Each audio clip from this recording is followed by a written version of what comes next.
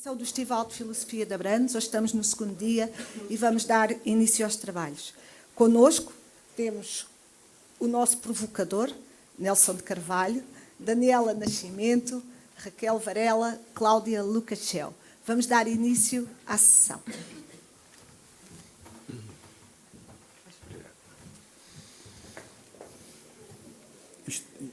Isto não é meu. Então, muito boa tarde a todos, muito boa tarde às nossas convidadas. Hoje vamos então continuar com este Festival de Filosofia e com o tema Liberdade sem Preconceitos. E para nos darem conta deste universo de liberdade sem preconceitos, temos connosco Cláudia Lucachel, na ponta esquerda. Estou muito bem sentada à esquerda. Na ponta esquerda, a meio, Raquel Varela e aqui deste lado, Daniela Nascimento. Brevemente, Daniela Nascimento é professora na Universidade de Coimbra,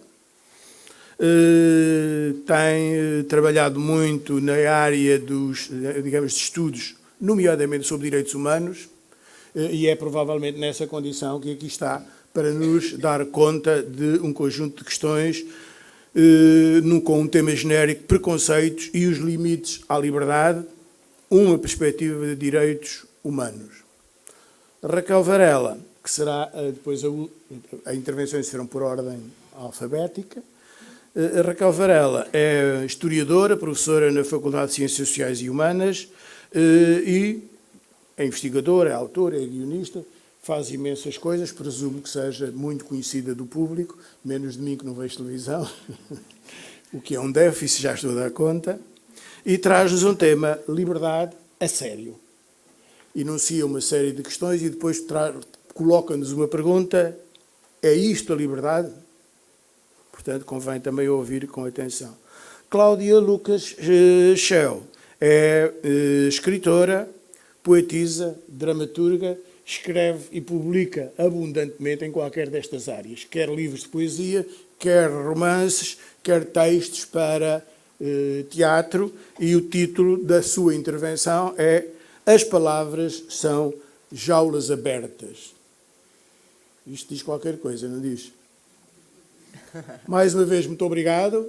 Depois teremos a oportunidade de passar a conversa e as questões e as provocações, se forem necessárias, com todos vós. Muito obrigado pela vossa atenção e, Cláudia Lucachel, faz favor. Olá, boa tarde a todos e a todas. Este título que eu coloquei na intervenção que vou fazer já foi pensado há algum tempo, eu depois até pensei em estreitar mais aqui a questão do tema, porque, sendo um festival de filosofia e sendo uma das áreas na qual eu trabalho mais, que é a poesia, achei que devia fazer aqui uma ligação entre as duas coisas, e então escrevi, porque eu perco imenso a falar, portanto preferi escrever um texto que vou partilhar convosco, e depois, a seguir esse texto, uma leitura de um poema que eu escrevi já há uns anos e que está publicado e cujo livro tem exatamente o mesmo nome, que é o Triunfal Lacona, em que tento também, de uma forma prática, mostrar precisamente aquilo que eu vou comunicar através do texto. Então, gostaria de dar como exemplo de liberdade sem preconceitos e fazendo uma ligação entre filosofia e poesia, uma vez que a poesia é um dos meus ofícios, a reflexão de Jean Paul Sartre sobre a poesia como meio de liberdade, que está profundamente enraizada na filosofia existencialista, na qual a liberdade humana ocupa um papel central. Se eu de vez em quando falhar aqui alguma linha, eu sou miúpe, e como não tive tempo de imprimir e estou a ler através do telefone, portanto, voltarei atrás, está bem? Estou só aqui a fazer um disclaimer. Embora Sartre não tenha escrito um ensaio específico com o título Poesia como meio de liberdade, o seu pensamento sobre a arte, a literatura e a criação poética pode ser interpretado como um modo de explorar a liberdade existencial, tanto do autor como do leitor. No existencialismo de Sartre, a liberdade é fundamental, pois o ser humano é visto como uma liberdade condenada. Ou seja, somos livres para fazer escolhas, mas somos também responsáveis por essas escolhas. A poesia, como qualquer outra forma de arte, é vista como um ato de liberdade radical. O poeta, ao criar, não está simplesmente a descrever o mundo como ele é, mas sim recria o mundo a partir da sua visão subjetiva e única. Na sua perspectiva, a poesia torna-se uma maneira de o indivíduo afirmar a sua liberdade de expressão, desafiando as limitações do pensamento tradicional e da realidade imposta pela sociedade. A linguagem poética, ao romper com as convenções, com o uso cotidiano da palavra, é uma forma de o poeta se libertar da rigidez da comunicação diária, aquilo a que Sartre chamaria de má-fé. Uma maneira de se esconder atrás de convenções e não assumir a totalidade da sua liberdade. A poesia, neste contexto, é um meio de expressão autêntica e libertadora. A poesia oferece ao poeta uma maneira de escapar das estruturas sociais e ideológicas que limitam a liberdade humana.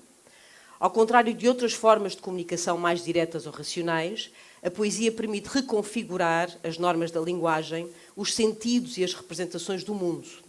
No entanto, a liberdade não é absoluta nem sem consequências. O poeta é também responsável pela maneira como usa essa liberdade, ou seja, pela maneira como escolhe representar a realidade. Sartre acreditava que a arte não é neutra. Ela é comprometida com algum tipo de visão do mundo. A poesia, ao subverter as formas estabelecidas de linguagem e narrativa, é também uma forma de questionar e desafiar as ideologias dominantes. Portanto, a liberdade da poesia não é apenas estética, mas também política e social. Para Sartre, o poeta deve usar essa liberdade para refletir sobre a realidade e, se possível, transformar a sociedade. A poesia, ao ser uma expressão livre, pode representar uma forma de o poeta afirmar a sua individualidade e liberdade criativa, ao mesmo tempo que reflete a incerteza e a busca de sentido que marcam a experiência humana. Ao escrever, o poeta toma a liberdade de confrontar e transcender os limites da realidade, criando novas formas de compreender o mundo e a si próprio. A liberdade está indissociavelmente ligada à angústia. Quando o ser humano se depara com a total liberdade de escolher as suas ações e dar sentido à sua vida, ele sente o peso da responsabilidade dessas suas escolhas. A poesia, neste sentido, pode ser vista como um meio de lidar com essa angústia existencial.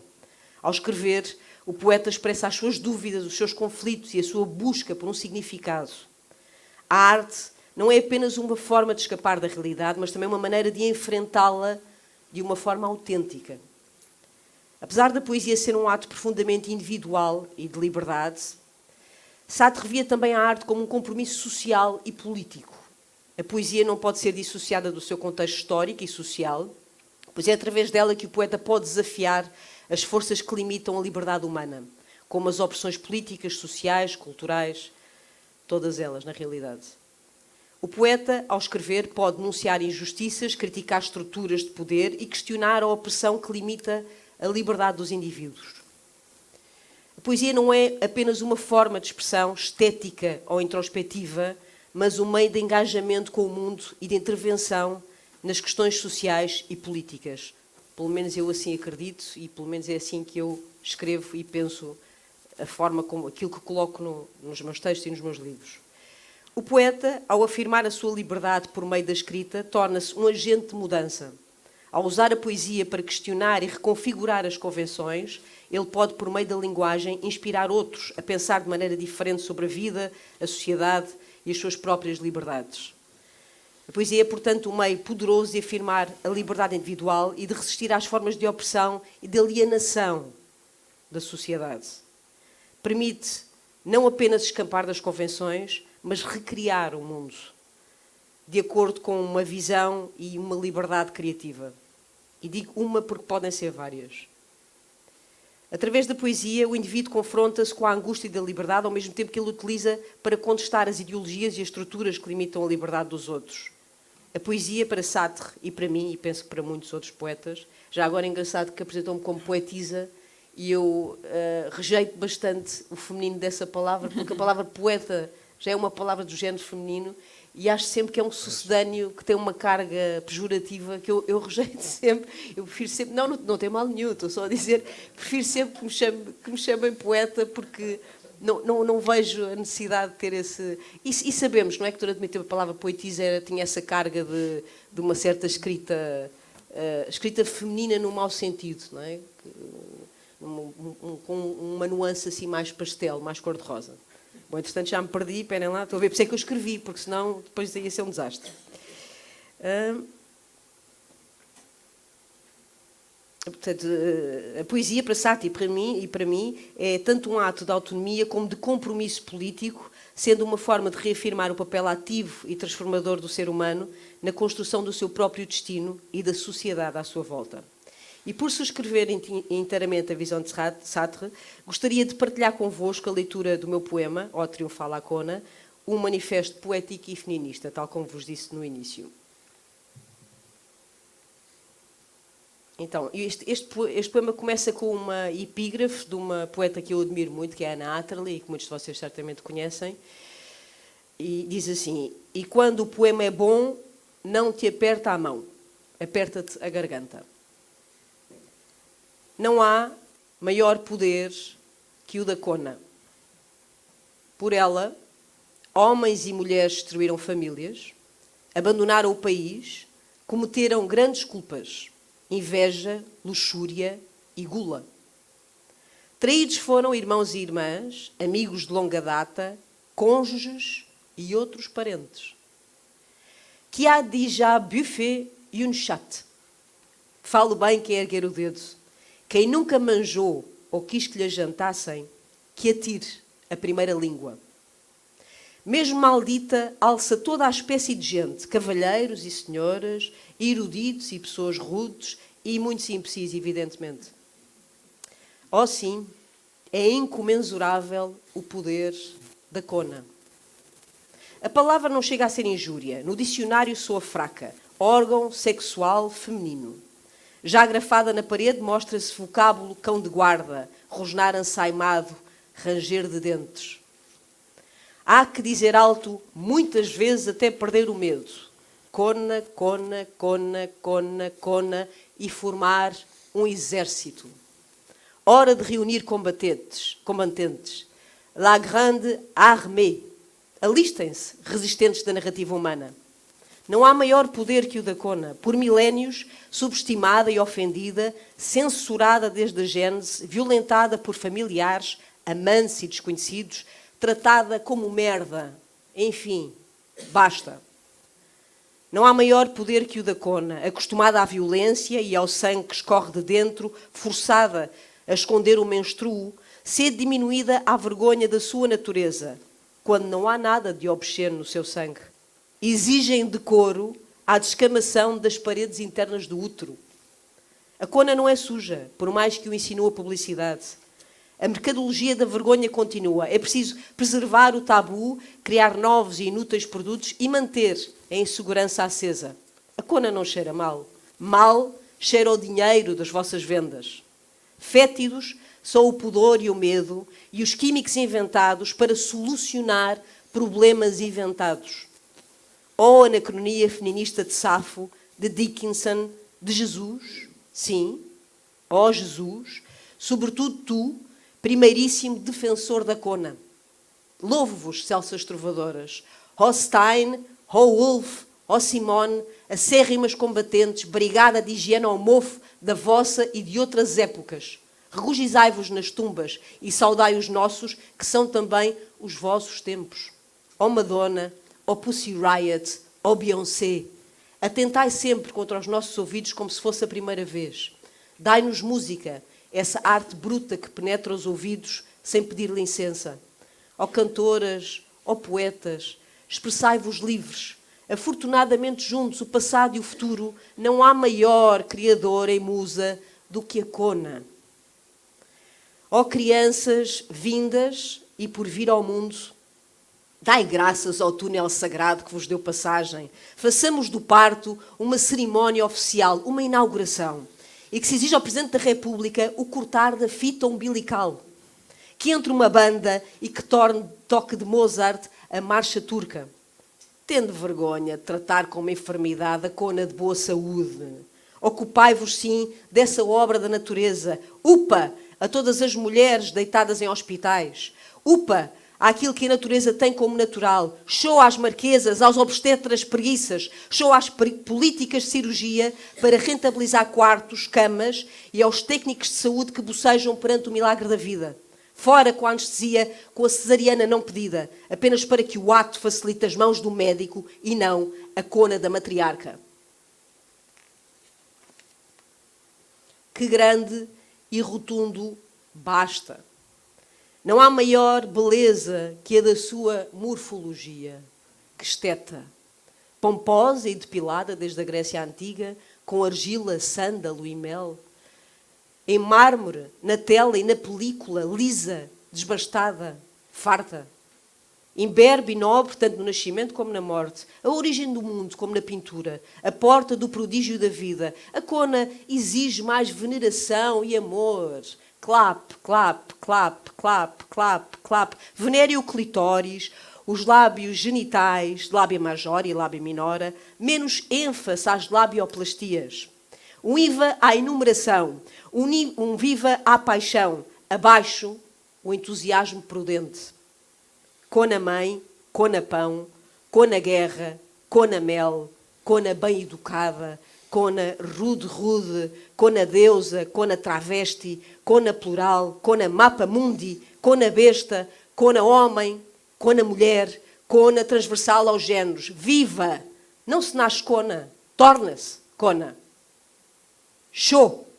Cona como cartografia da crueldade, vendida na metrópole, no bordel, na estrada ou na esquina e na sex shop em silicone. De todos os negócios, a cona é o que mais rende. Não há lá maior business do que o business da cona. Exposta como talho no mercado sexual, bife do meio, vitela ou vaca velha. Mu! Bu! Mutilada na Indonésia, na Etiópia e noutros pontos do mapa, aos 3, 4 anos de idade. Horrores. Horror mais que absoluto. Não há limites para a barbárie nem castigo que chegue para punir bandidos e bandidas, monstros e prevaricadores,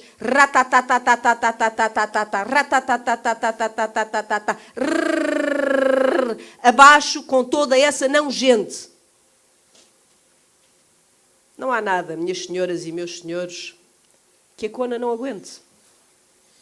Um último louvor e findo. Cona ácida, cona alcalina, cona orgasmo, cona xxx, cona frígida, cona venho-me quando quiser, cona pila, cona rainha de Inglaterra, cona paupérrima, cona arco do triunfo, cona salário alto, cona salário mais que justo, cona heroína, cona erro crasso, cona mãe de todos, cona altar, cona heresia e, com todo o respeito, cona Deus, cona sapiens. Não é o sexo fraco, nem o segundo sexo, a cona é triunfal. Termino assim o hino de fé à nova época. Os meus versos anseiam ser relâmpagos imprevisíveis a rasgar os céus. Se incendeio aqui e além galhos antigos e podres, culpem a tempestade. E pessoas da edição, por favor, não me peçam para pôr um asterisco na cona.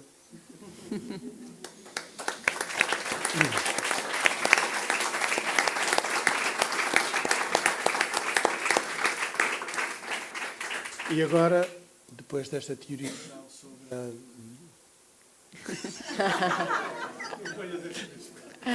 O problema é esse. Que agradecemos e registamos e procuramos ter sempre, digamos, no domínio das nossas ações, ter sempre esta evocação desta teoria já. Muito obrigado. Não é uma teoria específica até, não é nada geral. Muito obrigado. Segue a Daniela Nascimento com o tema Preconceitos e Limites à Liberdade, uma perspectiva de direitos humanos. Muito obrigado. Muito bem, muito boa tarde a todos, a todas.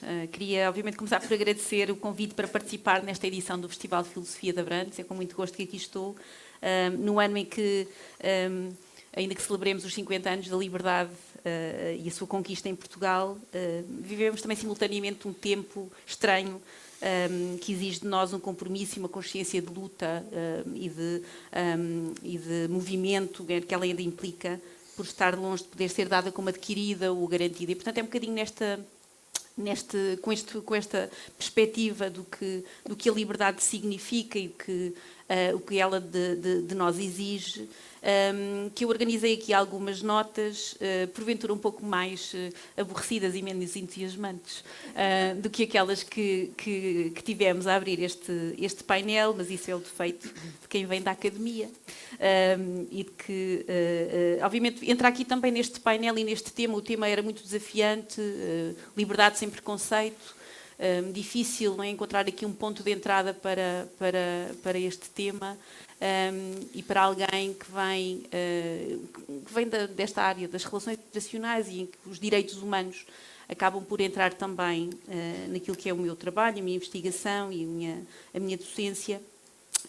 O que procurei fazer foi refletir um pouco sobre a necessidade de superar preconceitos, como forma também de promover, sociedades livres, a partir desta relação entre liberdade e preconceito. O que é liberdade, o que são os preconceitos e como é que destrinçamos sociedades e os nós, não é, que permitem sociedades um bocadinho mais livres. Esta minha intervenção está enquadrada num movimento um bocadinho mais amplo de defesa dos direitos humanos, e aqui vou talvez roubar à Raquel aqui uma pequena componente mais histórica, que eu acho que é essencial para compreendermos o lugar e o estado dos direitos humanos no contexto em que vivemos. E, portanto, a minha intervenção estará enquadrada neste movimento mais amplo de defesa dos direitos humanos à escala internacional e que foi sendo marcada por um processo de conquista progressiva e cumulativa de direitos e de liberdades fundamentais, não é? Com vista à promoção, à criação de sociedades mais justas, mais livres, mais inclusivas e livres também, obviamente, de preconceitos. E, a meu ver, há um duplo objetivo neste movimento, que eu situo histórica e temporalmente no pós-Segunda Guerra Mundial, e que pretende, por um lado, propor e concretizar uma agenda de direitos que pudesse assegurar a cobertura universal, portanto, uma cobertura ampla de direitos e de liberdades, e, ao mesmo tempo, portanto, fazer isso limitando a discricionariedade que é tradicionalmente atribuída ao Estado e reconhecida ao Estado na definição e na escolha dos grupos que deveriam ser efetivamente protegidos e que deveriam ver os seus direitos e as suas liberdades salvaguardadas, e dos grupos que não deveriam ser, obviamente, enquadrados nessa responsabilidade. E esta discricionariedade foi, aliás, como sabemos, aquilo que de alguma maneira permitiu e justificou uma política de perseguição e de extermínio por parte do regime nazi, durante a Segunda Guerra Mundial, relativamente a judeus, homossexuais, pessoas com deficiência, comunidades ciganas, etc., e que claramente já denotava esta preponderância de um certo preconceito relativamente a alguns grupos considerados inferiores, desmerecedores, não apenas da sua liberdade, mas também da sua existência. E este contexto, este duplo movimento, de facto, fez com que este processo de internacionalização, que ganha simbolicamente matéria, não é? Portanto, concretização com a Declaração Universal de 1948, fosse marcado claramente por esse distanciamento muito claro em relação àquele princípio, à regra predominante até então, não é? De que limitava a responsabilidade do Estado e de proteção associada ao Estado aos seus nacionais. Não é? Esta relação entre nacionalidade e garantia de direitos sempre foi predominante num contexto pré-1948 e, portanto, basicamente significava que tinha direito a ter direitos quem era nacional de um determinado Estado e, portanto, que estivesse sob jurisdição de um determinado Estado, o que deixava de fora, não é, toda uma série de pessoas que efetivamente poderiam não ter essa proteção assegurada, cruzando, passando, vivendo em Estados do qual não tinham, não usufruíam de proteção nacional. Esta ideia de domínio, não é? Estamos aqui perante um cenário muito fechado, muito reservado de domínio. Não é? Os direitos humanos são uma prerrogativa do Estado soberano, um domínio reservado dos Estados, que efetivamente a Segunda Guerra Mundial também vem questionar, não é? Numa circunstância em que, perante o que víamos, não é, daquilo que era a perseguição de muitos alemães, a questão que se colocava era, então, se o Estado Nacional falha, quem protege estas pessoas? Não é? Portanto, qual é o vínculo de proteção a que nos podemos agarrar? E, portanto, o processo de internacionalização ou de universalização dos direitos humanos, como preferirem, marca, de facto, essa ruptura com o entendimento anterior e procura promover uma ideia de que os direitos humanos ultrapassam as fronteiras nacionais, ultrapassam o princípio da nacionalidade, e isso permite, não é, que os indivíduos, que as pessoas sejam verdadeiramente livres e sujeitos de direitos fundamentais. Ganha-se também consciência de que os direitos defendidos claramente num contexto nacional também não cobriam toda a gente e quando cobriam eram até vulneráveis, dependendo de vontade política, lá está a tal discricionariedade.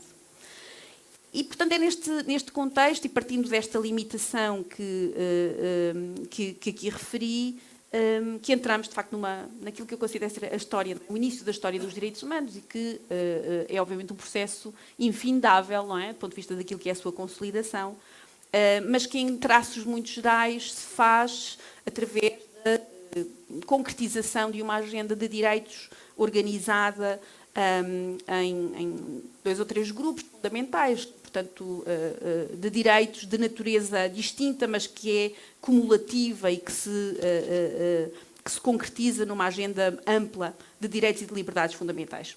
Numa primeira fase, e no primeiro momento, os direitos e as liberdades civis e políticas, não é? E, portanto, a questão das liberdades associadas a esta primeiro patamar de conquista de direitos fundamentais e de liberdades fundamentais, salvaguardando a possibilidade de todas as pessoas poderem usufruir e exercer um conjunto de liberdades e direitos que vão desde o direito ao voto, passando pelas várias liberdades de expressão, de associação, de movimento, mas também às garantias de justiça. E, portanto, de forma resumida, um conjunto de direitos individuais das pessoas, de cada pessoa, não é? Costumo dizer, são direitos que não são transmissíveis, não é? São pessoais e intransmissíveis e que garantem, de facto, um conjunto de capacidades, sobretudo em contextos de sociedades democráticas. Depois, um conjunto de direitos de natureza dita económica, social, também cultural, e que visam assegurar um nível de vida digno a todas as pessoas e que incluem, obviamente, direitos como o acesso à saúde, à educação, aos apoios sociais, ao emprego, e, portanto, um conjunto amplo de direitos que foram sendo conquistados. A cada uma destas categorias de direitos corresponde um tipo de responsabilidade também distinto. Eu acho que aqui, quando entramos na discussão da liberdade, das liberdades e, sobretudo, no contexto que vivemos atualmente, em que muitas das vezes assumimos aqui um certo caráter ilimitado das liberdades,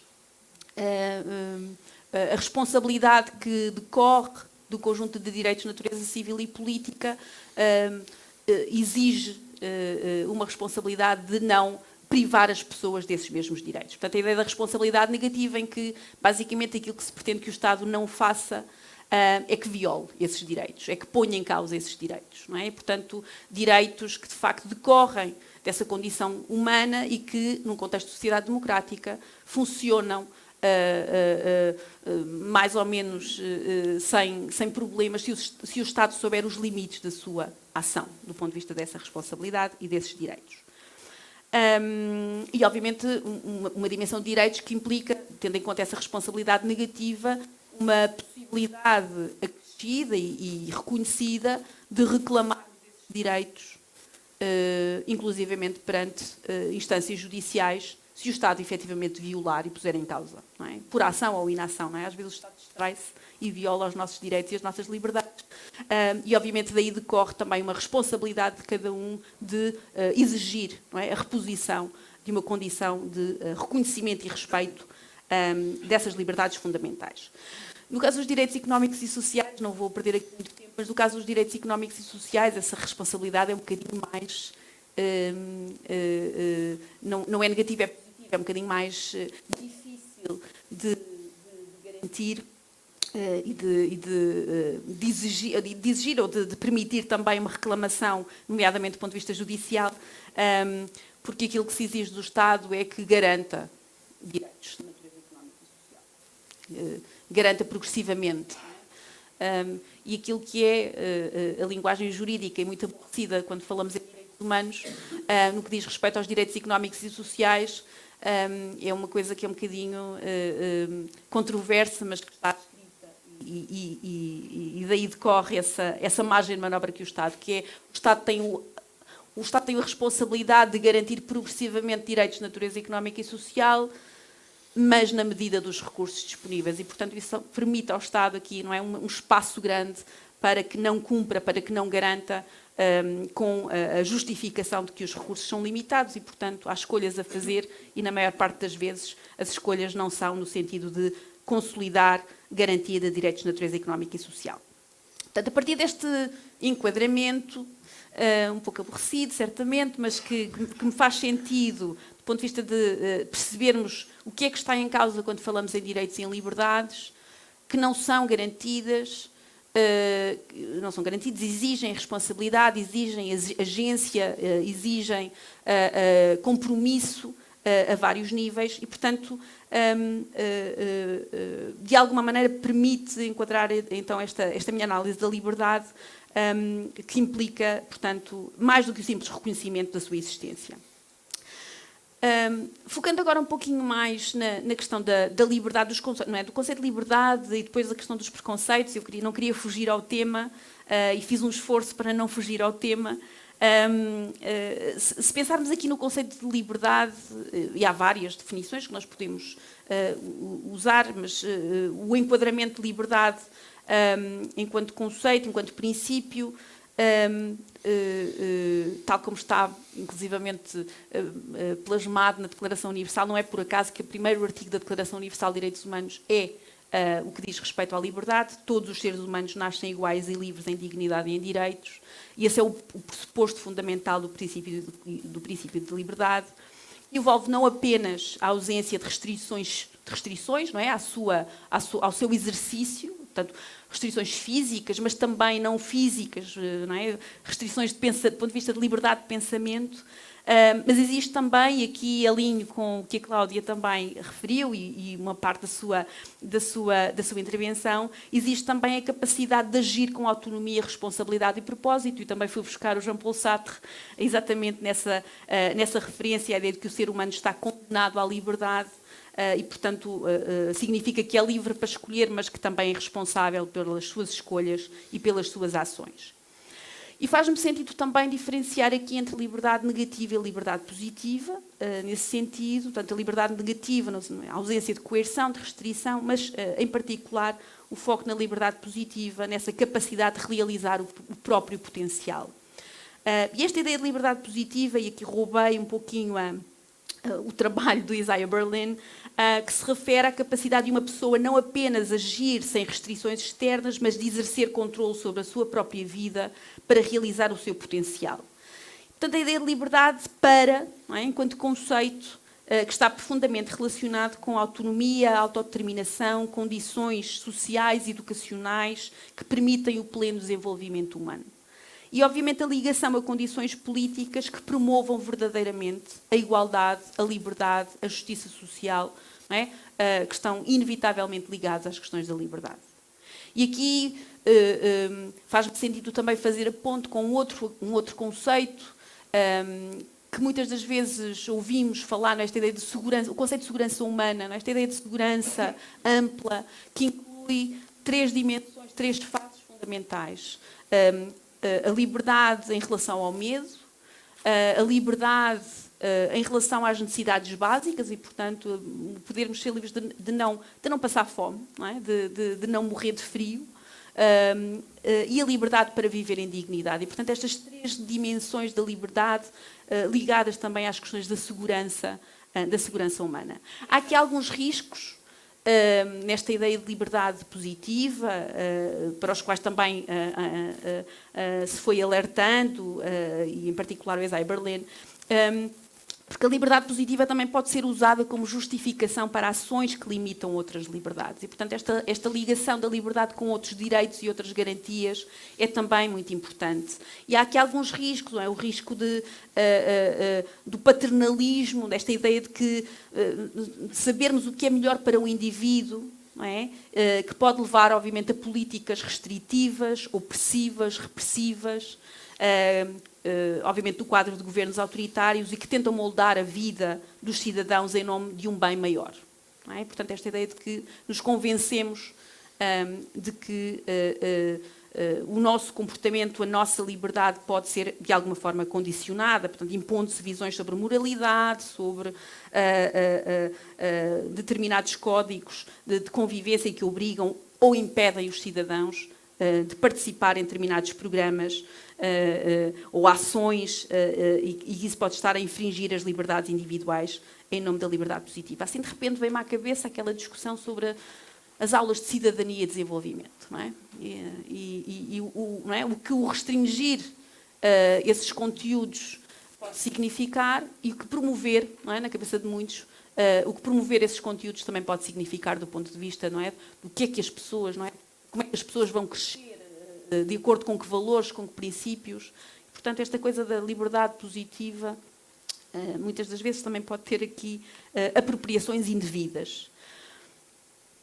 Depois uma outra dimensão, uma outra visão da liberdade, não necessariamente em oposição, mas uma outra camada de entendimento da liberdade como construção social. Autores como Michel Foucault, por exemplo, que exploram como as estruturas sociais e culturais moldam a nossa concepção de liberdade, no sentido em que a liberdade não se limita a uma questão de escolha individual, está condicionada por normas, por instituições, por práticas, por discursos que moldam e limitam aquilo que somos capazes de pensar, aquilo que somos capazes de dizer, aquilo que somos capazes de fazer. E aqui, obviamente, surgem como importantes os discursos, as normas, não apenas no sentido de nos ajudarem a descrever o mundo, mas também a criar realidades sociais que estabelecem aquilo que é normal e aceitável, o que não é normal e o que não é aceitável num contexto de uma determinada sociedade. Pensando, por exemplo, no campo da sexualidade, não é? Aqueles vários discursos médicos, religiosos, não é? Que historicamente definiram práticas normais de sexualidade, ou desviantes do ponto de vista daquilo que é a sexualidade, limitando as possibilidades de expressão das pessoas.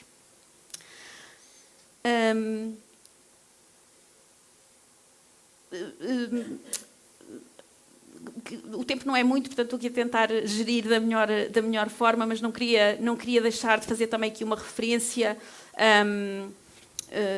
ainda apropriando do contributo de Michel Foucault, que para mim é particularmente interessante e que destaca ainda a liberdade, que a liberdade não está apenas limitada por proibições explícitas, mas também pela forma como interiorizamos estas normas e nos autorregulamos a partir delas, e que, obviamente, isso também pode implicar um contexto em que muitas das vezes, sem sabermos, não é, estamos a ser limitados, não é, vigiados, restringidos nas nossas liberdades. E, portanto, a ideia de vigilância, não é, do Panopticon, que mostra como vivemos sob a percepção de sermos constantemente observados e que isso nos obriga a ajustar o nosso comportamento. Isso é limitativo, não é, limitador, restringe a nossa liberdade. Agora, apesar desses limites, dessas restrições, a liberdade pode e deve ser vista como algo dinâmico, como constantemente negociado, que deve ser constantemente reclamado e marcado por uma resistência contra as várias formas de poder repressivo e opressivo com as quais convivemos em muitas circunstâncias. Portanto, implica aqui também uma certa resistência, não é? Ao poder, em momentos em que nos questionamos ou desafiamos as normas que nos moldam, e aqui um papel particularmente importante dos movimentos sociais, não é? Dos movimentos que reclamam liberdade, existência, direito de existência, igualdade de tratamento em sociedades em que essas liberdades e esses direitos não são reconhecidos. Isto faz-me a ligação, um minuto mais, peço desculpa, para fazer aqui esta ligação com a questão dos preconceitos e de como estes limitam e restringem, de facto, liberdades no sentido do pleno gozo, usufruto dos direitos, das oportunidades e de garantia de dignidade de todas as pessoas. E, obviamente, os preconceitos, porque são baseados em estereótipos e generalizações, porque são reforçados por normas sociais, discursos culturais e sistemas de poder, e que, de alguma maneira, nos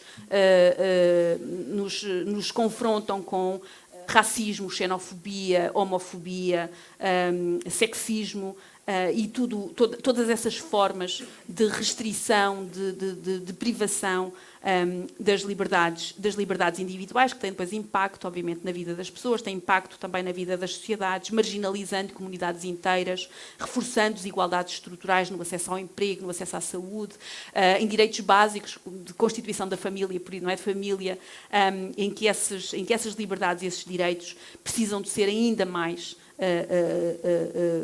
conquistados e reforçados. Portanto, para terminar, e só dizer apenas, não é, o comum, o básico, não é, de que a liberdade não é garantida, não é um estado fixo ou absoluto, implica uma relação dinâmica entre pessoas, entre forças que moldam os indivíduos, influenciam e condicionam, e que é também esta capacidade de questionarmos e de transformarmos discursos, normas e instituições que definem aquilo que é possível pensar e fazer, exigindo de nós uma consciência crítica e uma disposição para resistir àquilo que parece natural, adquirido ou inevitável, tanto do ponto de vista do que a liberdade significa e a luta que implica, como do lugar e do espaço que é dado ao preconceito nas nossas sociedades. Obrigada e peço desculpa por ter ultrapassado o meu tempo. Muito obrigado, Daniela. E, se me permitem, registro uma ideia no meio desta riqueza de ideias sobre direitos e os direitos que as pessoas têm, e que eu acho que às vezes é esquecida, mas em diversas fases da sua conversa foi nítida. Nós temos direitos, mas há um direito que não temos, se eu bem percebi. Não temos o direito de aceitar que nos retirem direitos. Quando qualquer instância, o Estado, ou o que quer que seja, nos retira direitos, o que é que temos que fazer? Reclamar. Se eu bem entendi, resistir. Usar o direito à resistência. Registrei esta ideia, entre muitas outras. Muito obrigado. E passamos agora para a intervenção da Raquel Varela. O tema geral é liberdade a sério. Boa tarde e obrigada pelo convite, cumprimentar todos aqui. Enfim, é uma cidade que eu conheço, onde eu já tinha estado antes. Nós temos uma colaboração com a Palha de Abrantes, que eu saúdo. E justamente com uma ex-aluna minha, que se tornou uma grande amiga e também mestre, que fez um trabalho magnífico sobre a Duarte Ferreira, a metalurgia no 25 de Abril. Cumprimentar, evidentemente, todos aqueles que me receberam com tanto carinho e dar os parabéns por este espaço magnífico onde nós estamos, e também cumprimentar aqui a mesa. Pedir desculpas antecipadamente, eu tenho que estar na RTP às 8 horas e, portanto, talvez eu não fique até ao final do debate, mas tentarei sair à francesa, o que em Abrantes não é propriamente uma forma delicada de sair. Mas falei. Nós vivemos. Eu escolhi este tema porque me lembrei imediatamente, evidentemente, da música do Sérgio Godinho. Nós vivemos, evidentemente, um padrão hegemónico de pensamento liberal e de pensamento burguês que associa a liberdade à conquista formal de direitos políticos, o que me parece, enfim, o mínimo e importante, mas muito limitada. Evidentemente que nós hoje temos uma parte substancial da população, na verdade a maioria da população, que não tem direitos básicos para exercer a sua liberdade. Não tem habitação, porque o direito à liberdade, à propriedade privada dos estrangeiros a verem remunerados os seus investimentos e dos bancos a garantirem que não vão à falência, se sobrepõe ao direito à habitação da maioria dos cidadãos. O direito aos investidores da dívida pública se sobrepõe ao direito às mulheres não parirem no meio de uma de uma rotunda. Obrigada. E por aí fora. Portanto, parece-me que esta ideia de, enfim, o direito à paz, que do meu ponto de vista nós vivemos uma nova disputa interimperialista, capitalista, pela disputa de matérias-primas no mundo, que tem levado não só à agressão russa, como à agressão da NATO à Rússia, como à agressão da NATO à China, como provavelmente à agressão da China a outro país qualquer. E o direito à paz está posto em causa, desde logo está posto em causa de uma forma como, creio, nunca aconteceu na humanidade, que é assistirmos todos os dias a um genocídio em direto. Os nazis esconderam os campos de concentração, negaram, até fizeram uma mise-en-scène em Terezín para dizer que tratavam muito bem as crianças judaicas quando elas estavam a ser gaseadas nos campos em Auschwitz. Franco negou o bombardeamento de civis em Guernica e até na Guerra do Golfo se chamava dano colateral à morte de civis. Agora, Netanyahu, finalmente procurado como criminoso de guerra, que é o que é, todos os dias tem direito a um palco na televisão a dizer que para matar um alegado terrorista do Hamas, podia ser o maior terrorista do mundo, pode matar as 300 crianças que lá estão ou os 200 médicos que lá estão. É este o estado em que nós estamos a viver neste momento no mundo. E, portanto, parece-me que esta ideia de paz, pão, saúde, habitação do Sérgio Godinho é essencial para discutirmos a liberdade. Não chega, porém. Eu acho que nós realmente estamos a viver outras ameaças à liberdade e todas elas têm, para mim, origem, tentarei no fim dizê-lo, naquilo que é o grande retrocesso do mundo do trabalho, que foi o fator primordial da conquista, não só de direitos sociais, mas de direitos políticos, que é uma tese que eu defendo com o Roberto La Santa no livro Breve História de Portugal, onde nós fazemos uma história da conquista dos direitos políticos também, não só sociais, em Portugal nos últimos 200 anos, mostrando que até o direito de reunião foi precedido em 1838 pelo massacre de 100 operários no Rossio, que aliás é praticamente desconhecido de todo o país. Portanto, tentarei no fim, se tiver tempo, demonstrar esta hipótese, mas começar por dizer que eu creio que nós estamos a viver tempos de profundo obscurantismo e não creio que o obscurantismo, que passa evidentemente por uma negação da ciência e pela uma negação do próprio ato de conhecimento, venha apenas da extrema-direita, e apenas, já não é pouco, evidentemente, dado a amplitude que a extrema-direita tem tido no mundo. Eu creio que há uma negação da própria ideia de verdade, da própria ideia de conhecimento, da própria ideia de debate e esfera pública. Em larga medida, o jornalismo desapareceu e hoje o que nós temos é comunicação.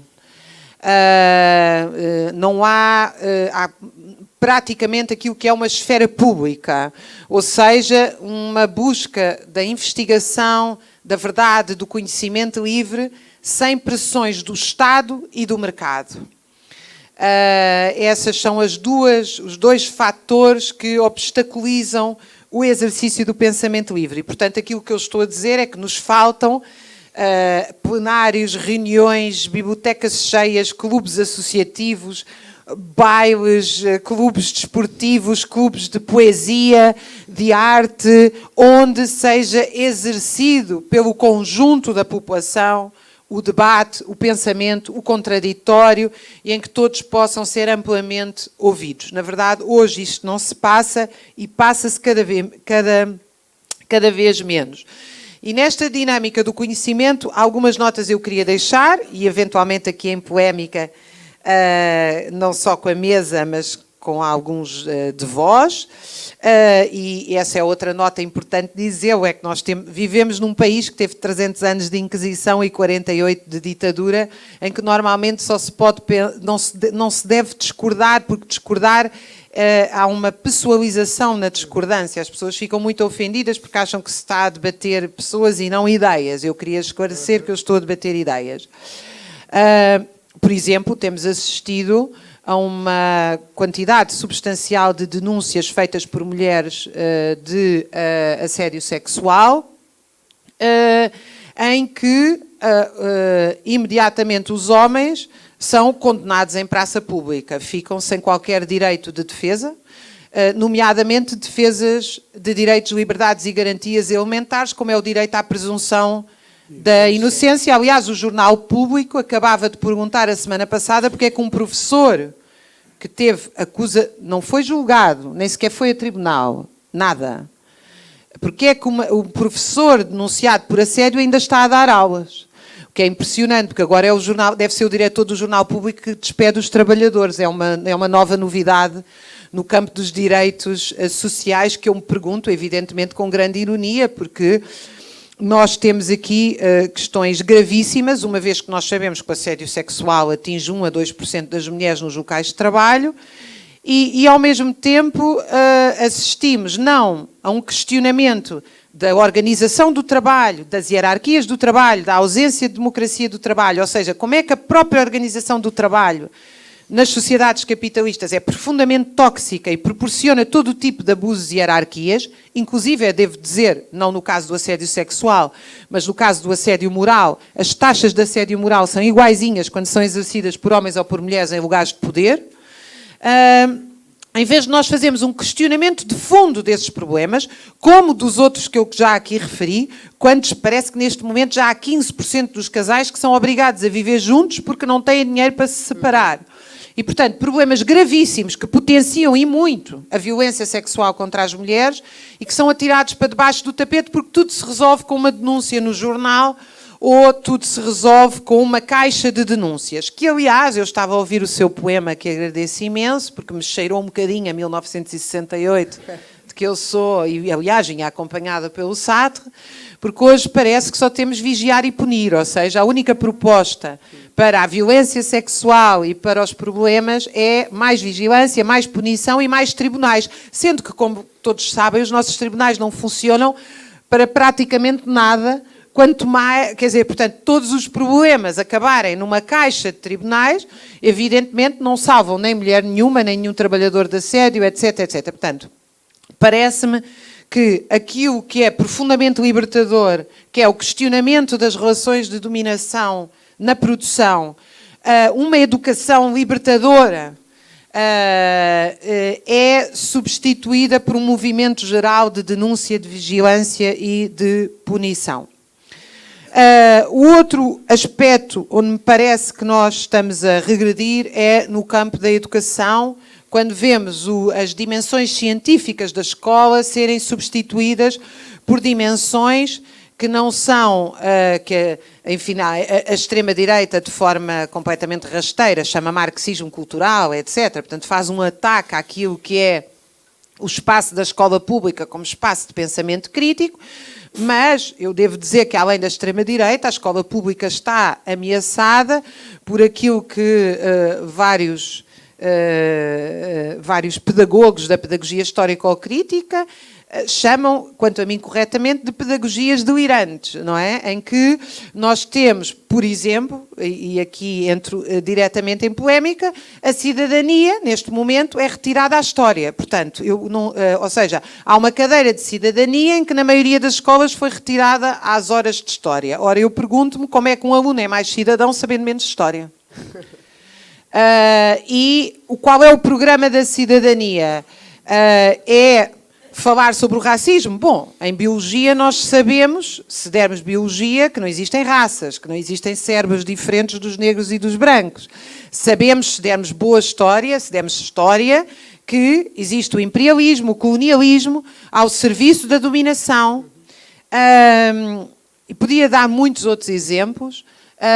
Poderíamos dar, em vez de ensinar que a democracia é boa, talvez ensinar o que é que foram os processos revolucionários e a conquista democrática, o que também se dá em história. Portanto, a mim parece-me que há aqui uma substituição de uma dimensão científica por uma dimensão que acaba por ser quase meio litúrgica e que, na verdade, como diz o professor Carlos Fernandes Lira, em Espanha, que tem uma crítica feita do ponto de vista marxista-gramsciano a estas teorias da escola moderna, que são teorias progressistas de esquerda, mas evidentemente alvo de debate, ele lembra muito bem. As sociedades continuam a ser racistas. Se forem ao McDonald's, ele não dá esse exemplo, mas estou eu a dá-lo, todos os que vos vão servir são negros. E quase todos os que estão a comer são brancos. E é suposto a escola resolver esse problema com uma cadeira de cidadania. A escola não vai resolver esse problema porque esse problema é real. Esse problema não está na escola, esse problema está na sociedade. Da mesma maneira, nós temos uma sociedade em que a maioria das pessoas, a sua relação com a democracia é votar de 4 em 4 anos, e digo a maioria porque, sendo que talvez a maioria neste momento nem vote, sendo que no local de trabalho passam 8 horas e nunca são chamados a decidir nem a votar rigorosamente nada, a começar dentro da própria escola, onde nenhum professor é chamado a votar rigorosamente nada, mas é obrigado a ensinar o valor da democracia que ele próprio é impedido de exercer na mesma escola. E muitos outros exemplos, como é o caso, face à pressão da reconversão da transição verde, das alterações climáticas, todas as escolas e todas as universidades são obrigadas a sufragar as alterações climáticas como indiscutíveis, se não são apelidadas de negacionistas, quando, na verdade, em todas as faculdades de ciências deste mundo, na física atmosférica, na geologia e em outras disciplinas que não são as minhas, portanto eu não opino sobre tal assunto, há um debate sobre se há ou não aquecimento global e se esse aquecimento global advém ou não do efeito da indústria, etc. Volto a dizer, eu não tenho qualquer opinião sobre esse debate, tenho como historiadora, socióloga e cidadã uma opinião sobre o que se passou nas cheias em Valência, em que há uma construção descontrolada em leitos de rio, em que as pessoas sequer foram avisadas das cheias até que saíssem do horário de trabalho para não perturbar o desempenho económico. Quando nós basta circularmos pelo país para ver o que é a agricultura intensiva e o que são os trabalhadores nepaleses em Odmira, ou agora as oliveiras regadas como se fossem arbustos, quer dizer, nós não precisamos, mas, volto a dizer, em prol da liberdade, deixemos que os cientistas discutam, sem que os cientistas tenham que estar ao serviço sem que a ciência perca o seu caráter de liberdade. A ciência é um espaço de liberdade e de debate. E nós não podemos resolver isto chamando negacionista a uns e, enfim, outros nomes ou outros epítetos a outros. Isso não invalida que nós tenhamos todos uma opinião política, nomeadamente sobre a crise ecológica, evidentemente, até porque a crise ecológica nós não precisamos debater física da atmosfera para olhar para a crise ecológica e, sobretudo, para a crise social à nossa volta e ter sobre ela uma opinião bastante clara. Eu caminho-me para o fim, a propósito da liberdade, para salientar esta questão que me parece muito importante, que também tem atingido e de forma muito nefasta a produção literária, a produção artística. Há um debate fabuloso no século XX entre o André Breton, fundador do surrealismo, e o Leon Trotsky, nos anos 30 e 40, que foi debate feito contra a União Soviética já sob a égide de Stalin, em que o André Breton chega a dizer nas cartas com o Trotsky que a arte tinha que estar ao serviço da revolução, e o Trotsky, que tinha sido o maior dirigente do Soviet de Petrogrado, responde-lhe: a arte é o espaço da liberdade por excelência, a arte não tem que estar ao serviço de nada. A política está ao serviço da revolução, a política é, infelizmente, o espaço da necessidade, a arte não. E eu penso que essa também deve ser, hoje, quando se fala da arte ao serviço de uma série de princípios, parece-me que é também um caminho perigoso. E volto ao meu argumento inicial: a conquista de direitos, liberdades e garantias nos últimos 200 anos, que eu já não vou ter tempo de desenvolver, tiveram um papel essencial no movimento dos trabalhadores, nas revoltas camponesas, nas greves. As greves são proibidas desde 1852, desde que começa a existir, desde a primeira greve em 1849, e o movimento operário deu uma extraordinária lição, que foi fazer greve todos os anos a partir do ano em que a greve era proibida, cada vez faziam mais greves. E quando vieram as leis anarquistas, em que os anarquistas que faziam greve eram degradados para Timor, o movimento operário fez mais greves. E ainda me lembro das greves de 1900, conheço as greves de 1917, em que os operários do então, os Correios, quase 2.000 operários fizeram greve em Lisboa, o governo militarizou a greve, prendeu-os a todos em 2 navios, que nem havia tanta prisão para todos os operários, e eles foram lá para dentro e fizeram 2 jornais chamados Jornal de Greve. E a mim parece-me que é este passado profundamente libertador, que evidentemente é condensado nos 2 anos da Revolução dos Cravos, que nós celebramos agora, que é o grande exemplo. E o que eu estou aqui a dizer, a minha ideia fundamental é esta: uma sociedade em que a maioria dos trabalhadores, que é a esmagadora maioria da população, eu estou a falar de trabalhadores, todos aqueles que vivem do trabalho, não estou a falar só dos operários. Uma sociedade em que estes trabalhadores e trabalhadoras se movem é uma sociedade que abre um campo para a ruptura artística, libertadora, para a ruptura política, para um pensamento livre e para o exercício de direitos livres. Uma sociedade em que a maioria da população não se move, encontra-se num estado passivo, achando que o Estado, numa moldura jurídica constitucional moderna, um Estado que tem um conteúdo de classe, nos vai proteger do seu próprio Estado, é uma sociedade que não tem fundamento do ponto de vista do exercício dos direitos, liberdades e garantias. Porque o problema do Estado é que o Estado é o Estado. O problema do Estado é que o Estado é o maior exercício de poder. O problema do Estado é que se tivesse lá o meu governo, era esse governo que tinha que ainda ser mais questionado, mais revolvido e mais participado. Ou seja, o problema central é quando nós acreditamos que os espaços de concentração de poder, por ter pessoas idóneas e corretas, vão funcionar de per si garantindo a liberdade. Eu verdadeiramente não acredito nisso. Eu só acredito que há liberdade a sério quando ela é exercida por o conjunto das pessoas no seu dia-a-dia, nos seus locais de trabalho, nos seus lugares de moradia, nas suas instituições culturais e aqui também. Muito obrigada pela vossa atenção. Ora, muito obrigado, Raquel. E então, antes de passar a palavra para a conversa, possamos ter pelo menos uma meia horazinha, eu queria perguntar se as senhoras, digamos, acordaram previamente o teor das vossas comunicações.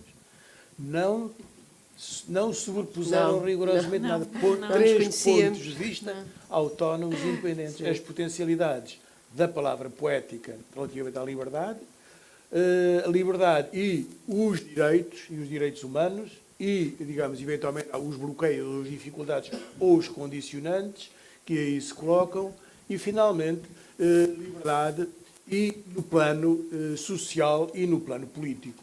3 visões em áreas diferentes que, obviamente, só enriquecem a possibilidade de conversa e de diálogo e de discussão sobre esta matéria. Mas antes de vos passar a palavra para vocês, era basicamente dizer, bom, há perguntas que podem ser dirigidas diretamente a uma, agradeço que o façam, se não fizerem, qualquer das 3 pode responder ou comentar aquilo que entender.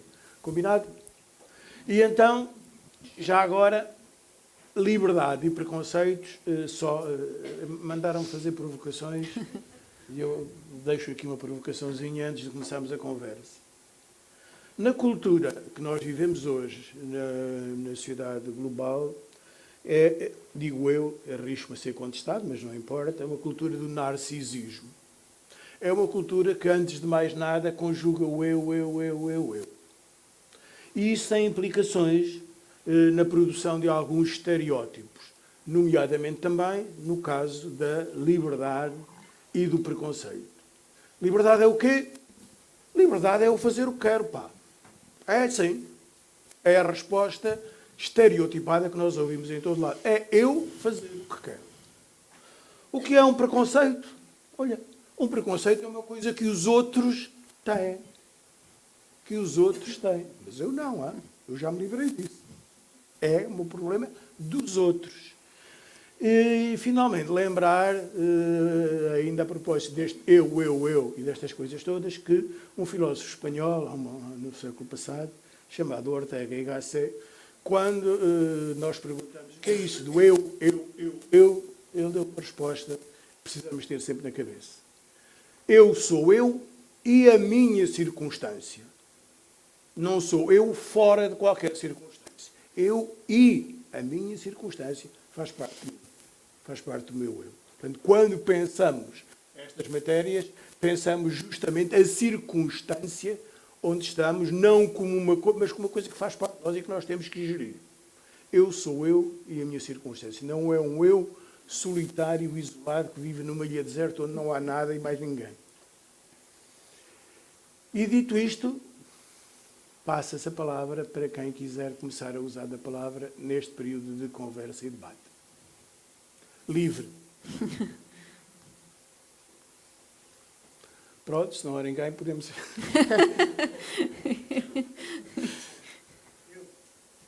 Sim, senhor. Faz favor. Antes de mais, boa tarde e ouvi atentamente quase todas as intervenções, a sua já vi quase no fim, mas pronto.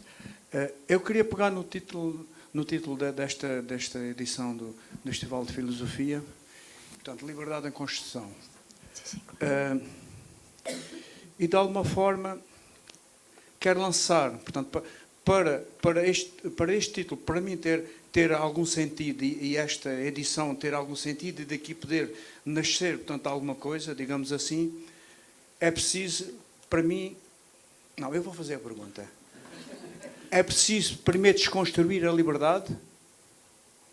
Porque eu, ao longo da minha vida, senti que a minha liberdade foi sendo desconstruída. Em direitos, falo mais em direitos, e sinto que tudo à minha volta começou a asfixiar e a limitar. Portanto, talvez também tenha a ver com a minha juventude nos anos 80, em que talvez aí, portanto, sentisse a liberdade de outra forma, mas à medida, talvez que a responsabilidade, que eu tivesse que assumir responsabilidades na casa e digamos, na sociedade, senti que alguma liberdade, também senti que ela foi se esvaziando, digamos assim. Mas é preciso, a pergunta que eu faço a todos é se é preciso desconstruir a liberdade para voltar a construí-la. Muito obrigado. Antes de passar a palavra para haver comentários ou respostas, se houver mais alguém que tenha outra pergunta, agrupamos 1, 2, 3 questões para... Eu vou-me levantar, porque eu gosto de falar levantada. Posso falar? Pode. Obrigada. Havia outra pessoa? Não, sim. Primeiro, reconhecer a importância deste festival. Eu não sabia que ele existia e descobri a pólvora ao saber que então já é a 7ª vez que ele existia. Fico muito contente, é realmente um espaço de conversa, como se estava a dizer, o uso dos direitos, o uso da liberdade em construção, a prática dela. Gostei muito de vos ouvir, a todas. Perdi o preconceito contra a CONA. Estava cheio de preconceitos. Ouvi tanta vez que perdi o preconceito e gosto muito... Já ganhei o dia. Que perdi o preconceito e gosto muito de que esse discurso tenha sido feito por uma mulher. Portanto, fico muito contente, o seu radicalismo tão importante, tão pertinente, tão oportuno. Muitos parabéns, muitos parabéns. Agora, queria também tocar, claro que eu gostei imenso de vos ouvir a todas, quer dizer, o vosso discurso foi extremamente importante.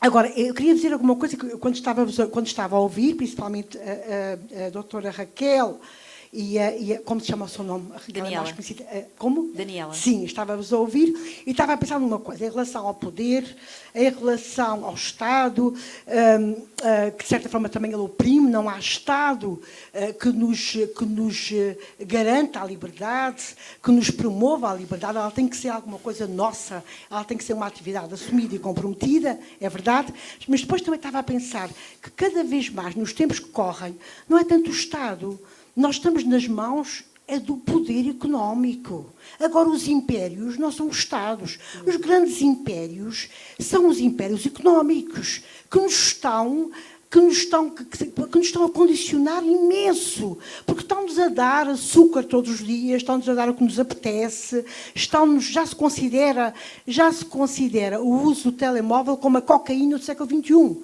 que estamos todos a ficar dependentes e corremos o risco de passar a vida a gerir mensagens. Corremos sérios riscos, porque estamos a falar de poderes brutais em que se escolhem os melhores talentos, com as melhores capacidades, para que a gente esteja permanentemente entretidos a fazer coisas muito interessantes ao telemóvel. Neste momento, penso eu que estamos perante um poder que nunca foi tão grande, quer dizer, o imperialismo económico nunca atingiu este excesso de poder sobre todos nós. O que é que são os Estados no meio disto? Não é? O que chega até mim é permanentemente um condicionamento enorme a trazer-me aquilo que me apetece ouvir, que me apetece ver, e em que eu posso passar a vida a gerir mensagens. O que é que tu fizeste? Olha, gerir mensagens e andei a ver coisas no telemóvel a vida toda. Foi esta a minha vida, ok? Não sei se é isto que é liberdade. Será isto ser livre? Se não se importa... ok.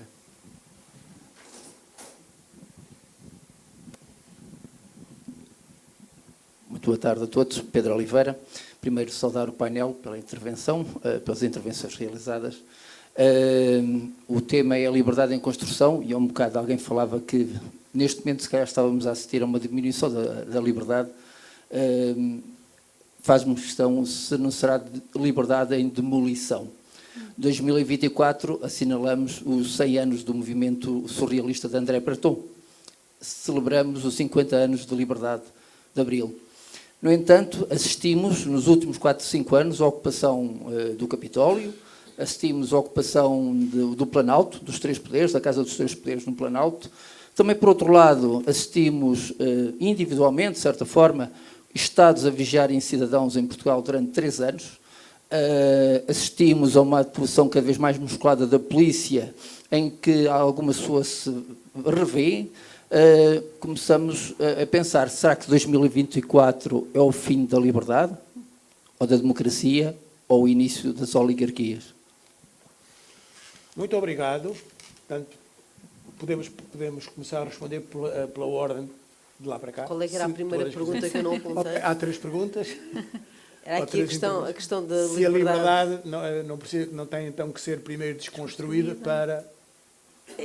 Não sei se tem que ser primeiro desconstruída. É que eu acho que é realmente a questão do exercício não é? Que já foi aqui falado. É importante, a liberdade não é um conceito estanque, não é? Até porque, e eu li-vos um texto acentuadamente feminista, não é? E se nós pensarmos na mulher há 50 anos e na mulher numa sociedade ocidental, e se pensarmos hoje, não é? É claro, e percebemos claramente que há muitas coisas que evoluíram, houve muitos direitos que foram adquiridos, mas lá está, muitas liberdades que foram adquiridas, mas, como o próprio nome indica, foram adquiridas. Não significa que não haja retrocesso, que não haja essa demolição. Houve alguém que utilizou a palavra demolição.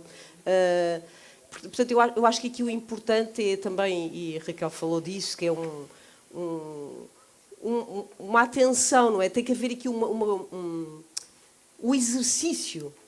A palavra liberdade requer um exercício contínuo e que não é de um Estado, que não é há uma tendência, e cada vez faz menos sentido, pensarmos num Estado paternalista que nos vai salvar, digamos assim, não é? Aquele pai, que é o que acontece muitas vezes, que é o que acontece nas ditaduras, não é muitas vezes, é aquilo que acontece nos Estados ditatoriais. Neste momento, e aquela senhora falou ali também de uma coisa muito importante, que é o poder económico, não é? As finanças que estão acima de toda e qualquer espécie de política, que decidem muitas vezes que liberdades é que nós podemos ou não exercer. E por isso é isto, não é? Somos nós que fazemos esse exercício de construção da liberdade, de construção ou de desconstrução de determinados direitos que já adquirimos. Portanto, é a responsabilidade de toda a gente contribuir para isso. Eu acho que isto é a coisa mais importante que devemos estar atentos. Não é realmente um exercício, como a Raquel falou, de ir votar de 4 em 4 anos. Não é por aí que passa a nossa liberdade e os nossos direitos. De todo.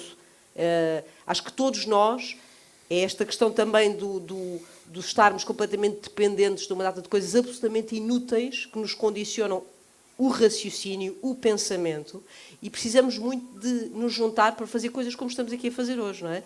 Pensar em conjunto, perceber o que é que queremos e para onde é que queremos ir, que não seja alguém que decide por nós. Não é? Tem que haver aqui um raciocínio que é, por um lado, individual, mas que é muito importante também esta troca coletiva, para determinadas liberdades, e usemos o plural, poderem ser exercidas e poderem ser adquiridas também.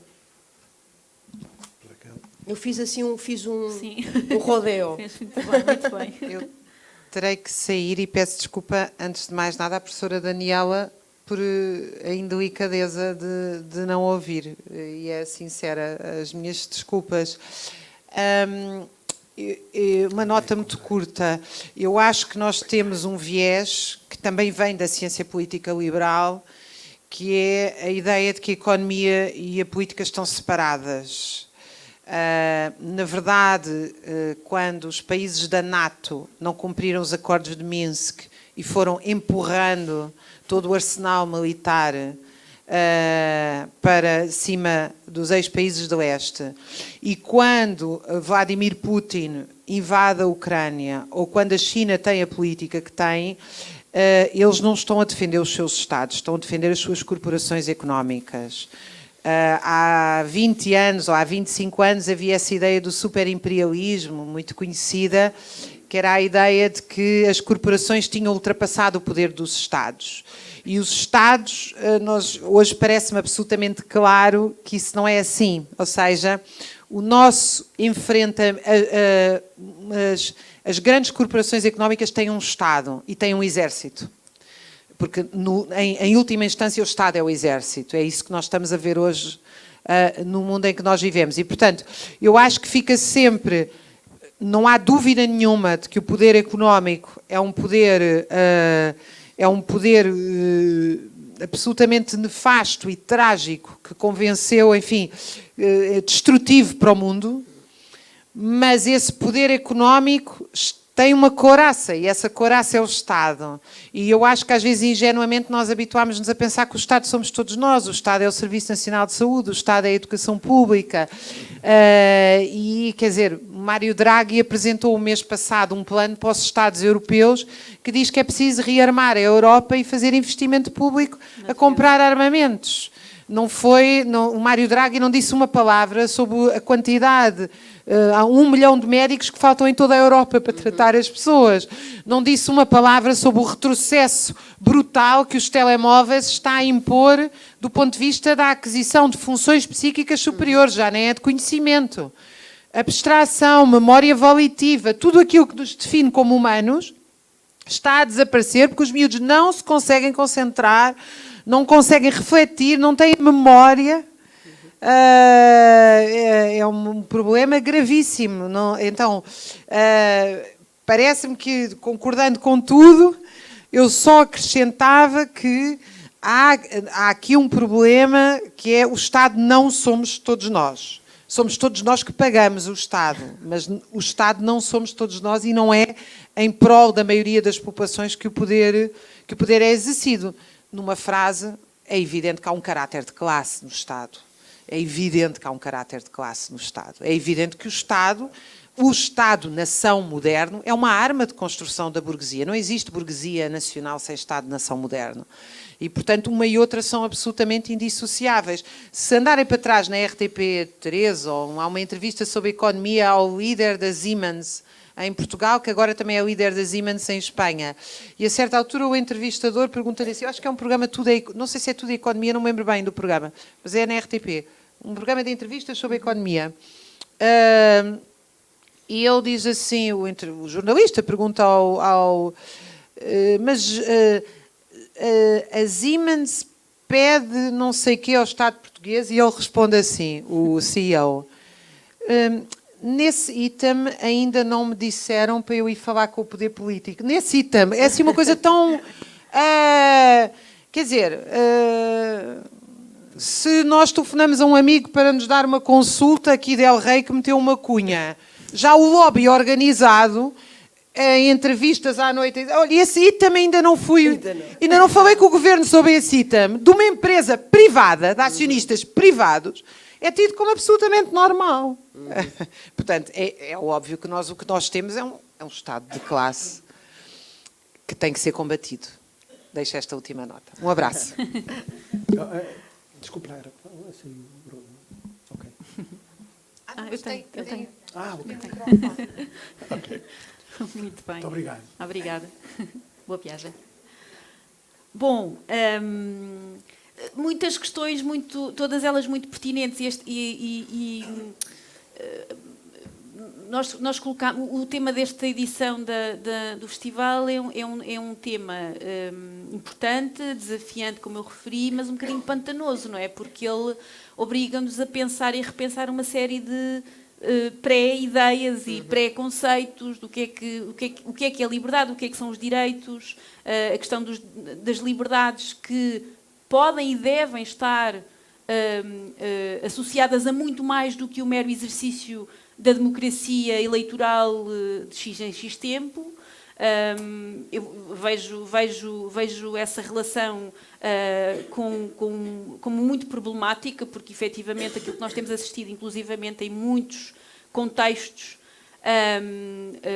nomeadamente na Europa, é a uma instrumentalização, ao uso da democracia nessa dimensão, não é, performativa da democracia eleitoralista de X em X tempo, de 4 em 4 anos ou de 5 em 5 anos, ao serviço da degradação da liberdade e dos direitos fundamentais. Basta olharmos para países aqui, não é, do nosso espaço europeu comum, não é? Hungrias, Itálias, Polónias, Chequias, onde se está a usar a democracia para diminuir, restringir liberdades fundamentais, perseguir indivíduos, comunidades inteiras, não é? Só porque não encaixam naquela ideia, não é? Da sociedade culturalmente pura e homogénea. Isso, para mim, é muito problemático. Portanto, é preciso desconstruir, não é? Está em demolição. Eu acho que a liberdade e os direitos humanos nunca podem estar verdadeiramente dados como sólidos e consolidados. Esse é que é o grande problema. Porque nos fomos habituando a um conjunto de liberdades e de garantias, e quando elas não surgem, ficamos muito, não é? Surpreendidos e desagradados e reclamamos. E eu aqui gostaria, Raquel já não está, mas eu não é discordar um pouco daquilo que estava pressuposto numa das notas que a Raquel partilhou relativamente àquilo que é a ideia de reclamarmos, não é? De recorrermos às instâncias. O Estado ideal de garantia dos direitos e das liberdades é que não seja preciso reclamá-los, não é? Eles estão consagrados, não é? Basta o Estado estar quieto, não é? Independentemente do que é que consideremos que o Estado é, melhor ou pior, enfim. Agora, quando verdadeiramente os nossos direitos e as nossas liberdades estão postas em causa, se não tivermos essa capacidade de recorrer, de reclamar, não nos resta absolutamente nada. Sim, é verdade, o Estado não está acima da lei, não é?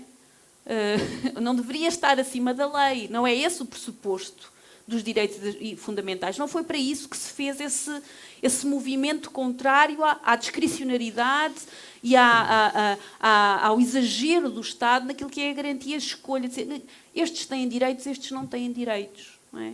Não gosto deste lado da sala, não lhes vou garantir direitos.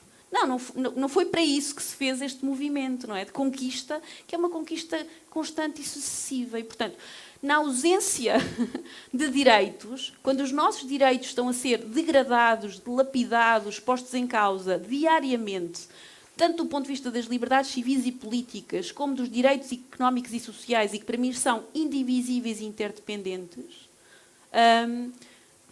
se não tivermos essa garantia, por muito difícil e complexa que nos pareça, se nos acomodarmos à ideia de que não há nada a fazer, não é? É o que há, o Estado pode tudo, porque privilegia determinados interesses e determinados grupos, eu aí diria sim, demolimos os direitos e as liberdades. E não vale a pena reclamar. Não é? Portanto, a meu ver, isto exige... tem que estar sempre em construção, e, obviamente, do ponto de vista também da ampliação daquilo que é o nosso entendimento de liberdade. Não é? Porque já não é só a liberdade política e civil, são outras liberdades. Não é? São estas liberdades de podermos estar num espaço público a ler um poema, não é? com essa garantia de que gostemos mais ou menos, não é? Do que estamos a ouvir, é a liberdade de cada um de dizer, com os limites que obviamente temos, e aqui eu não entrei muito na questão dos limites dos direitos e das liberdades, mas vivemos também em Portugal um momento particularmente intenso nessa discussão dos limites da liberdade, não é? Da liberdade de expressão, sobretudo. Porque desse ponto de vista, eu aqui tenho para mim muito claro que a liberdade de expressão tem sim limites. E os limites são os limites daquilo que está concebido do ponto de vista do impacto, da interferência, do que o que dizermos interfere naquilo que é a identidade, a dignidade, a liberdade das outras pessoas. E por isso é que discurso de ódio, racista, xenófobo, é absolutamente contrário ao espírito da liberdade. E, portanto, desse ponto, eu tenho isso muito claro. Não respondi às perguntas, mas acho que foi deliberado. Já agora, só dizer uma coisa que é engraçado, porque falou nesta questão de se poder dizer aquilo que se quer, mas, curiosamente, há uns meses a FNAC publicou uma lista de textos e de autores que, se fosse há 50 anos, iriam presos, e eu estava nessa lista. E eu fiquei feliz. Sim. E pensei, ok, estou a trabalhar bem, estou no caminho certo. Mário, peço desculpa, dou-te já a palavra de seguida. Eu queria só, na sequência da sua intervenção, que eu acho muito pertinente, peço desculpa, não sei o seu nome. Jesuína Barcelos. É muito relevante e muito pertinente, e acho que estamos a passar ao lado, nós, de modo global. Alguns teóricos e investigadores diagnosticam mesmo a crise do Estado, dizendo que o Estado moderno é um Estado que tem soberania no seu território, dentro das suas fronteiras. O Estado nacional. Só que hoje os fluxos financeiros, económicos, comerciais são mundiais, não são nacionais, são transnacionais. E o Estado moderno, justamente por ter soberania no seu território, dentro das suas fronteiras, não tem competência ou poder para regular o que quer que seja destes fluxos mundiais. Por outro lado, em termos políticos, de há 40 anos a esta parte, qual foi a grande ideia política que triunfou? Nomeadamente após a queda do Muro de Berlim, a reorganização que teve. A Escola de Chicago apareceu com uma ideia, e o Milton Friedman, se bem me lembro, desregular o Estado. Deixem trabalhar o Estado. O mercado, digo eu, o mercado. O Estado saia do mercado, porque o mercado é racional. E se o deixarem funcionar sozinho, sem entraves e sem regulações, o mercado promove o bem público. Apareceu com isto. Desregular. E este processo de desregulação foi o que esteve a funcionar durante estes anos todos. O comércio desregulou-se, os fluxos financeiros desregularam, os fluxos económicos desregularam. O que é que foi trágico? Onde é que está a resposta que a esquerda devia dar a esta desregulação global? Olha, eu não vi, nem vejo ainda hoje, nenhuma ideia que pusesse contrapor a isto. Dá a impressão que houve um consenso universal sobre a desregulação do mercado. E nós vemos hoje o quê? Que, afinal, a racionalidade do mercado é enriquecer os mais ricos e empobrecer os mais pobres. E vemos hoje super ricos. Um americano, um economista, dizia, que falava nos tais 1% que tinham 90% da riqueza mundial. É assim, foi aquilo que deu. Não há, do ponto de vista político, qualquer resposta a isto. Será necessário construir poderes, dizem outros, internacionais com capacidade de regular isto ou aquilo. Mas não nos vejo hoje em condições, dada a situação mundial, de haver consensos para regular o que quer que seja. Estamos num processo de desregulação acelerado e de ameaça, de uma regulação muito mais grave do que isso. O Mário tinha pedido a palavra, faz favor. Obrigado. Mário Pissarra, eu tenho que começar por uma confissão. A confissão é assim, eu sou um homem otimista. E profundamente otimista. E como profundamente otimista, acho que nunca tantas pessoas viveram tão bem e tenham tanta liberdade como hoje, em nunca ao longo da história. A noção de liberdade é uma conquista, porque as pessoas, por exemplo, preocuparam-se muitas vezes para a sobrevivência da alimentação e a liberdade seria um luxo do qual nem podiam sequer pensar. E nós temos de ver a história nesse conjunto. Portanto, a primeira pergunta muito concreta, e eu não preciso de chamar aqui o Pinker ou o Rosling, que nós temos a mania de considerar que o nosso mundo está muito pior do que o que está, para perguntar assim, alguma vez existiu alguma sociedade em que os homens e as mulheres, na sua totalidade, totalidade foram mais livres do que na nossa? Exatamente. É a primeira pergunta. Em segundo lugar, gostava de fazer uma outra observação, que é assim. No pensamento filosófico pela liberdade, principalmente em Hegel, antes de chegar à consagração, digamos assim, objetiva de direitos e coisas no género, à chamada dimensão objetiva da liberdade, a liberdade passa por um momento subjetivo. Ora, o que nós aqui estivemos a fazer é, ao constatar estes problemas, significa que nós hoje temos consciência destes problemas sobre a liberdade. E ter consciência sobre a liberdade faz-me lembrar o Paulo Freire. O Paulo Freire diz assim, para alfabetizar é consciencializar. Ora, se nós tomarmos consciência dos problemas que a nossa liberdade tem no seu exercício nas nossas sociedades, significa que a temos de pensar, possivelmente com pressupostos diferentes, para os problemas diferentes que a nossa sociedade coloca. Porque eu creio que culturalmente nós vivemos num meio em que perdemos o Prometeu, não acreditamos no progresso. E agora temos vergonha de confessar, mas agimos como se fôssemos o Noé. Queríamos meter tudo na arca e conservar lá tudo. Ora, não, se a liberdade é construção, não pode ser conservação. Não podemos meter na arca aquilo que efetivamente está a acontecer. E isso também o Hegel nos ensinou.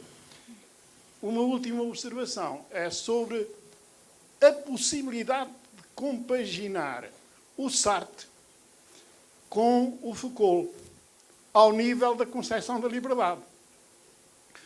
Eu creio que o Sartre e boa parte do pensamento europeu sobre a liberdade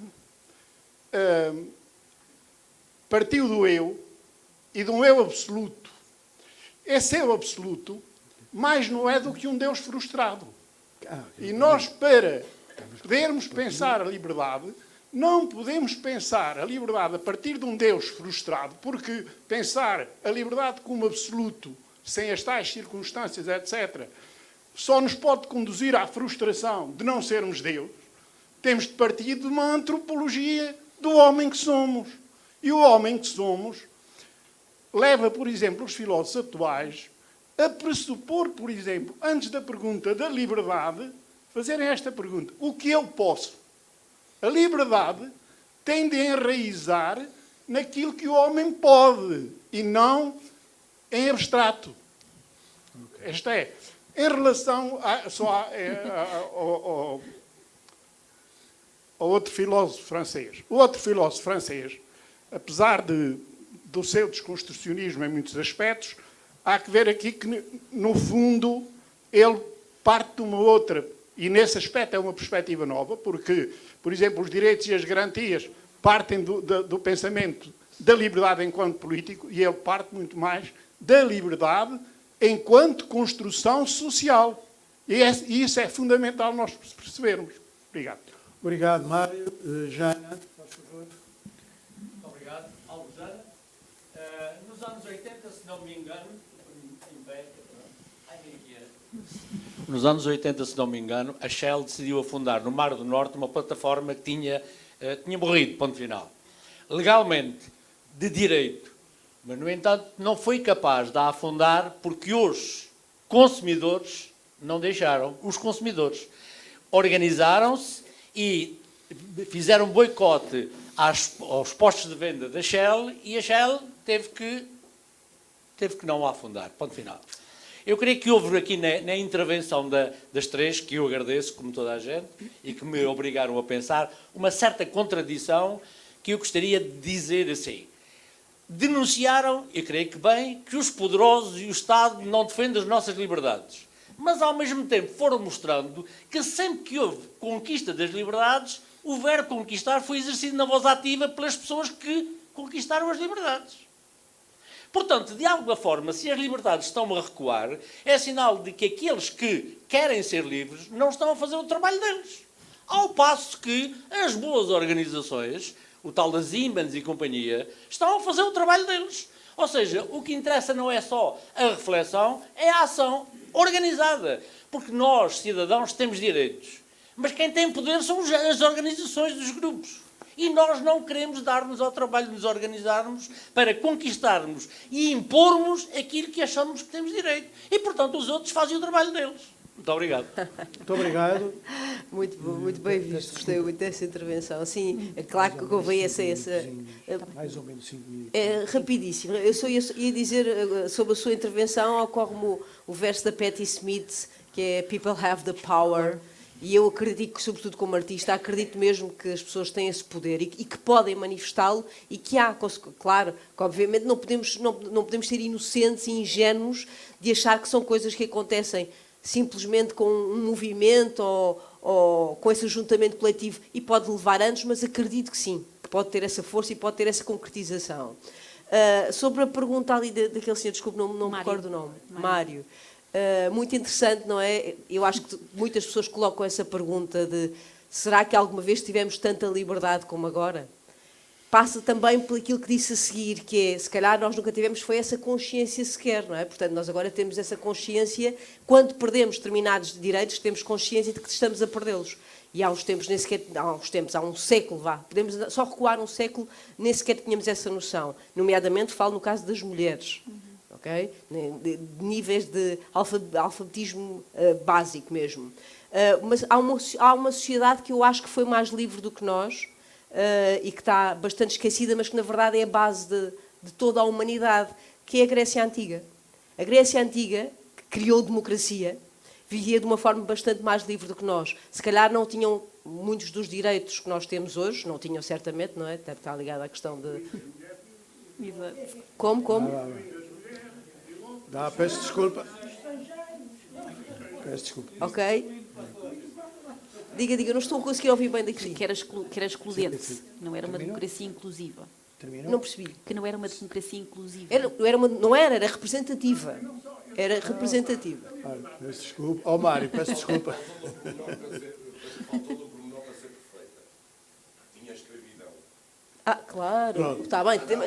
Peço Temos que desculpa, contextualizar. Para não generalizar. A Grécia só foi grande com Péricles. Peço desculpa. Ok, mas peço desculpa, não podemos estar a generalizar agora. Só estou a dizer que, nomeadamente ao nível da filosofia, ao nível do teatro, ao nível de uma série de coisas, estamos a falar de um momento na história riquíssimo e, na verdade, a maior parte das coisas são sucedâneos daquilo que a Grécia Antiga inventou. Portanto, é nesse sentido que eu estava a falar. Muito obrigado. Não se enervem. Às vezes é este o problema. É este o problema entre as pessoas. E para concluir, da imposição. Daniela, peço desculpa, a Daniela precisa de também dar alguma resposta às questões suscitadas. Aproveito a meu favor, não é? Porque tenho menos tempo para responder perguntas muito difíceis. Sim, aqui, relativamente à questão colocada pelo Avejana, alinho totalmente com o que a Cláudia referiu. O facto de se sublinhar, e eu fiz isso de forma muito clara e deliberada, de se focar no Estado e no papel do Estado e na importância do Estado, é porque, mal ou bem, é com ele que contamos. Obviamente ele pode ser muitas coisas, e aí depende das pessoas, do que é que as pessoas querem, o que é que as pessoas reclamam, que Estado é que querem e em que é que votam, como é óbvio. E isso é liberdade, não é? Isso é o exercício da sua liberdade. E, portanto, eu sou muito defensora e muito favorável do poder das pessoas e da mobilização e não é? Muitas das vezes coloco nas aulas e nas sessões que vou fazendo, até em muitas escolas, não é? Quando o Estado não está, quando o Estado viola os nossos direitos, o que é que nós temos que fazer? E a primeira coisa que me dizem é manifestação. Claro que sim. A manifestação em si pode não resultar em nada verdadeiramente transformador, mas ajuda. Portanto, em última instância, eu acho que nós temos que jogar com este equilíbrio difícil em que vivemos num contexto de um Estado. Vou ser agora muito académica. no direito internacional dos direitos humanos, que é aquele que nos garante os direitos que são constitucionalmente consagrados, quem assina e ratifica são os Estados, não sou eu. Não são as empresas, não é a Shell, nem a Siemens. É o Estado que é responsável. E é ao Estado que nós temos que exigir responsabilidade. E quando há, obviamente, circunstâncias... porque o poder económico domina... Sim, mas em última instância, quando há novas formas de escravatura, não é? De trabalho infantil, nas fábricas no Sudeste Asiático, que fazem, não é, as camisolas baratas da Primark, que nós, mal ou bem, todos e todas, vamos comprando... não é à Zara nem à Nike que se vão pedir responsabilidades. É aos Estados que permitem que essas empresas estejam no seu território a usufruir das vantagens da sua presença. E isso, obviamente, implica movimento, agência, reclamação constante do ponto de vista de encontrarmos, não é, uma circunstância em que não somos nostálgicos dos tempos em que tínhamos mais liberdade ou menos sim, também há nostálgicos de quando tínhamos mesmo menos liberdade, infelizmente. Cada vez mais até. Mas sobretudo, ativos naquilo que é a sociedade em que queremos viver, e que é uma sociedade igualitária, em que a liberdade é muito mais do que a simples possibilidade de votar livremente numas poucas opções que temos. Muito obrigado. Portanto, chegámos ao fim deste painel. Quero agradecer à Cláudia, à Daniela e à Raquel as vossas prestações, a comunicação que fizeram e o debate enriquecedor que pudemos ter hoje. Se calhar devíamos ter outra sessão para continuar um dia destes, mas os organizadores ponderarão. Logo cá estaremos para continuar e amanhã também para continuar esta conversa e este debate. Muito obrigado a todos, muito obrigado à organização que proporciona este momento. Obrigada. Muito obrigada a todos pelas vossas palavras e pela vossa presença. Gostávamos de recordar que está a decorrer, no piso de entrada da biblioteca, a Feira do Livro de Filosofia. As entradas no MIA, Museu Ibérico de Arqueologia e Arte, já aqui ao lado, serão gratuitas durante o festival. Marcamos o próximo encontro para as 21h30, nesta sala, com o painel Somos Livres de Voar. Obrigada e bom jantar a todos.